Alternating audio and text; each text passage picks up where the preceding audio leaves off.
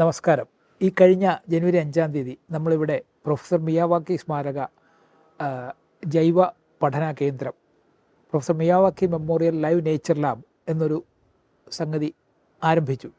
ഇതൊരു പുതിയ പരിപാടിയാണ്. ഇതിൽ നമ്മൾ ഉദ്ദേശിക്കുന്നത് എന്താണെന്ന് വെച്ച് കഴിഞ്ഞാൽ നമ്മുടെ കുട്ടികൾക്ക് പ്രകൃതിയെക്കുറിച്ച് നേരിട്ട് കണ്ട് പഠിക്കാനുള്ള ഒരു അവസരം ഉണ്ടാക്കുക എന്നുള്ളതാണ്.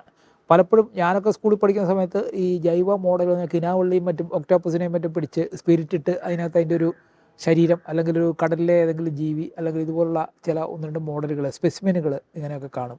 പിന്നെ അത് എനിക്ക് തോന്നുന്നു ഞാൻ പ്രീ ഡിഗ്രിക്ക് പഠിക്കുന്ന കാലത്ത് ഞാൻ സയൻസ് അല്ല എടുത്തത്, ഈ സെക്കൻഡ് ഗ്രൂപ്പ് അല്ല എടുത്തത്. അത് എടുത്തിരുന്ന ആളിൽ നിന്ന് പാറ്റയെ കീറിയും തവളയെ കീറിയും ഒക്കെ പോലെയുള്ള കുറച്ച് കാര്യങ്ങളൊക്കെ ചെയ്യണമായിരുന്നു.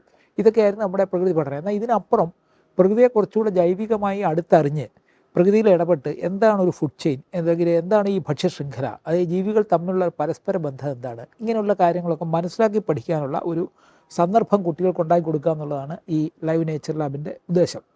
മിയാവാക്കി നേച്ചർ ലാബ് ഉദ്ഘാടനം ചെയ്തത് കേരള ചീഫ് സെക്രട്ടറിയായ ഡോക്ടർ വേണു വി IAS ആണ്.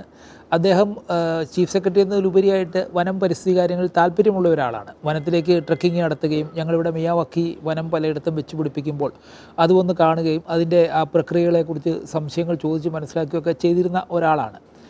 ഈ പരിപാടിയിൽ പങ്കെടുത്ത അടുത്ത പ്രധാന വ്യക്തി ഡോക്ടർ മുരളി തുമ്മാരു കൂടിയാണ്. അദ്ദേഹത്തെ ഒരു ദുരന്ത നിവാരണ വിദഗ്ധൻ എന്ന നിലയ്ക്കാണ് കേരളത്തിൽ അറിയപ്പെടുന്നത്. പക്ഷേ അദ്ദേഹം UNCCD ഡയറക്ടറാണ്. അതായത് ലോകമെമ്പാടുമായി 500 കോടി ഏക്കർ ഭൂമി തിരിച്ചു പിടിക്കാനുള്ള, അതായത് പരിസ്ഥിതി പുനരുജ്ജീവനം ഈ ഭൂമിയിൽ നടത്താനുള്ള, ലാൻഡ് റെസ്റ്റോറേഷൻ നടത്താനുള്ള ചുമതലയുള്ള ഫോറത്തിൻ്റെ ഡയറക്ടറാണ് അദ്ദേഹം. ലോകമെമ്പാടും സഞ്ചരിച്ചത് ചെയ്തുകൊണ്ടിരിക്കുകയാണ്.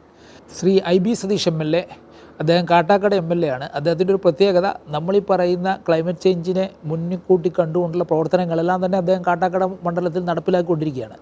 അവിടെ സോളാർ പാനലുകൾ വെക്കുന്നതായാലും, ഗ്രൗണ്ട് വാട്ടർ റീചാർജിങ് ആയാലും, മലിനജല ശുദ്ധീകരണമായാലും എല്ലാം അദ്ദേഹം അവിടെ നടപ്പിലാക്കിക്കൊണ്ടിരിക്കുന്ന പരിപാടികളാണ് എന്നുള്ളത് വളരെ ശ്രദ്ധേയമായ ഒരു കാര്യമാണ്. അടുത്തയാൾ ശ്രീമതി പത്മ മോഹന്തിയാണ്. ശ്രീമതി പത്മ മോഹന്തി കേരള കേഡർ ഒരു IFS ഓഫീസറാണ്. അവർ ഒഡീഷ സ്വദേശിയാണ്.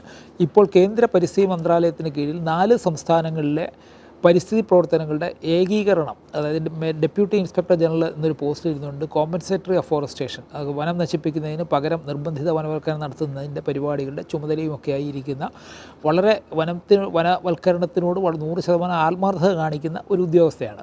വേറെയും പല പ്രമുഖ വ്യക്തികളും ഈ പരിപാടിയിൽ പങ്കെടുത്തു. ലോകായുക്ത അഭിഭാഷക സംഘടനയുടെ പ്രസിഡന്റും അഡ്വക്കേറ്റുമായ ശ്രീ NS ലാൽ, നമ്മുടെ ഗ്രൗണ്ട് വാട്ടർ ഡയറക്ടറായിരുന്ന ജിയോളജി വിദഗ്ധനായ AGS എന്ന സന്നദ്ധ സംഘടനയുടെ എക്സിക്യൂട്ടീവ് ഡയറക്ടറായ ശ്രീ മോഹൻകുമാർ, ടെക്നോളജി കൺസൾട്ടൻ്റായ ശ്രീ സുനിൽ പ്രഭാകർ, പ്രമുഖ വൈൽഡ് ലൈഫ് ഫോട്ടോഗ്രാഫറായ ശ്രീ ബാലൻ മാധവൻ, പക്ഷി നിരീക്ഷകനായ ശ്രീ സതീഷ്, ഇവരൊക്കെ ഇതിൽ പങ്കെടുത്ത പ്രമുഖ വ്യക്തികളാണ്. ഇവിടെ നമ്മൾ ഉദ്ദേശിക്കുന്നത് കുട്ടികൾക്ക് ശാസ്ത്ര പഠനം വിരസമാവാതെ അവർക്ക് വന്ന് കാര്യങ്ങൾ മനസ്സിലാക്കി എന്താണ് നമ്മുടെ കാലാവസ്ഥാ വ്യതിയാനത്തിലേക്ക് നമ്മളെ കൊണ്ടുപോകുന്നത്, എന്താണ് ക്ലൈമറ്റ് ആക്ഷൻ, നമുക്ക് എന്താണ് അതിൽ ചെയ്യാൻ പറ്റുന്നത്, ക്ലൈമറ്റ് ചേഞ്ച് എന്താണ്, ക്ലൈമറ്റ് ആക്ഷൻ എന്താണ് എന്നൊക്കെ മനസ്സിലാക്കാൻ പറ്റുന്ന തരത്തിലുള്ള ഒരു പഠനയാത്രയാണ്. ഇതിൻ്റെ താഴെ നിന്ന് മുകളിലെത്തുമ്പോഴേക്ക്, കാരണം പലതരം ബോർഡുകളിൽ നമ്മൾ പലതരം സന്ദേശങ്ങളാണ് കൊടുക്കുന്നത്, ആ പ്രദേശത്ത് നിന്ന് അത് കാണാനും അതേക്കുറിച്ച് കൂടുതൽ മനസ്സിലാക്കാനും നമ്മുടെ ഇവിടുത്തെ ഗൈഡുമായിട്ട് അത് സംസാരിച്ച് മനസ്സിലാക്കുവാനുമുള്ള ഒരു അന്തരീക്ഷം ഉണ്ടാക്കുകയാണ്. ഇത് 2 തരത്തിലാണ് നമ്മളിത് ഉദ്ദേശിക്കുന്നത്.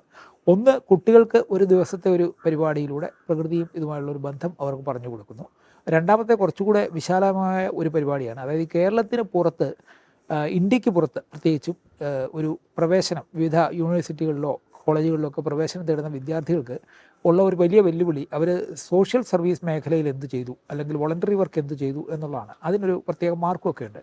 അപ്പോൾ ഇവിടെ നമ്മൾ ഒരു പ്രകൃതി പഠനത്തിൽ സസ്റ്റൈനബിൾ ഡെവലപ്മെൻറ്റ് ഗോൾസ് അതെങ്ങനെ നേടാം എന്നുള്ളതിനെക്കുറിച്ചുള്ള ഒരു 5 ദിവസത്തെ കോഴ്സ് അവർക്കായിട്ട് ചെയ്യുകയാണ്.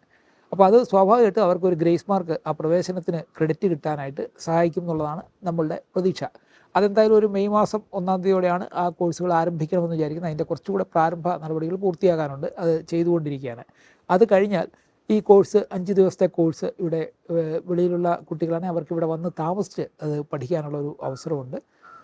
അവർക്ക് അതോടൊപ്പം തന്നെ ഈ ഇവിടെയുള്ള കുട്ടികൾക്ക്, കൊച്ചു കുട്ടികൾക്ക് നമ്മൾ ഇവിടെ തന്നെ ഗൈഡുമായിട്ട് ഒരു 1 ഡേ പ്രോഗ്രാമായിട്ട് നടന്ന് മിനിമം കാര്യങ്ങൾ പറഞ്ഞു കൊടുക്കുന്നുണ്ട്, അവരത് മനസ്സിലാക്കുന്നുണ്ട്. അപ്പോൾ ഈ ഒരു പഠന പരിപാടി, അപ്പോൾ ഇതിന് നേതൃത്വം കൊടുക്കുന്ന 2 ശാസ്ത്രജ്ഞന്മാരാണ്, ശ്രീ ഡോക്ടർ മാത്യു ഡാനും ഡോക്ടർ PK ഷാജിയും. അവർ 2 പേരും ദീർഘകാലം ഈ ചെടികളുമായി ബന്ധപ്പെട്ട വിഷയങ്ങളിൽ ഗവേഷണം നടത്തിക്കൊണ്ടിരുന്ന ആളാണ്.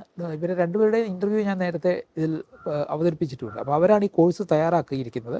പ്രത്യേകിച്ച് ഷാജി സാറാണ് ഈ മോഡ്യൂളും മറ്റു കാര്യങ്ങളും സെറ്റ് ചെയ്തെടുത്ത്. അതോടൊപ്പം തന്നെ നമ്മുടെ ഇൻഡിജിനസ് എക്സ്പീരിയൻസ് ശ്രീ ചെറിയാൻ മാത്യുവിൻ്റെ ഒക്കെ ആയിട്ട്, അതുപോലെ തന്നെ ബിൻസി ബേബി ആണിത് കോർഡിനേറ്റ് ചെയ്യുന്നത്. ബിൻസി നമ്മുടെ ഈ വനിതാ സ്ത്രീ ശാക്തീകരണവുമായി ബന്ധപ്പെട്ട മേഖലയിൽ ധാരാളം കാര്യങ്ങൾ ചെയ്തിട്ടുള്ള ആളാണ്.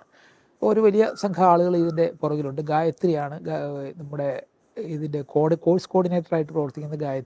ഗായത്രി ഈ വനം, വന്യജീവി, അതുപോലെ തന്നെ പ്രകൃതി സംരക്ഷണം ഈ മേഖലയിൽ താല്പര്യങ്ങളുള്ള ആളും കുറേ കാലമായി ഇതിൽ പ്രവർത്തിച്ചുകൊണ്ടിരിക്കുന്ന ആളുമാണ്.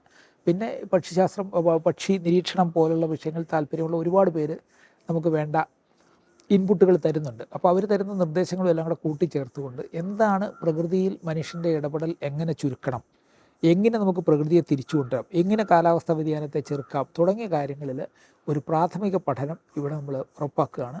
അത് താല്പര്യമുള്ള ആളുകൾ ബന്ധപ്പെട്ടാൽ അവർക്ക് അത് സംബന്ധിച്ച കൂടുതൽ വിവരങ്ങൾ ലഭിക്കും.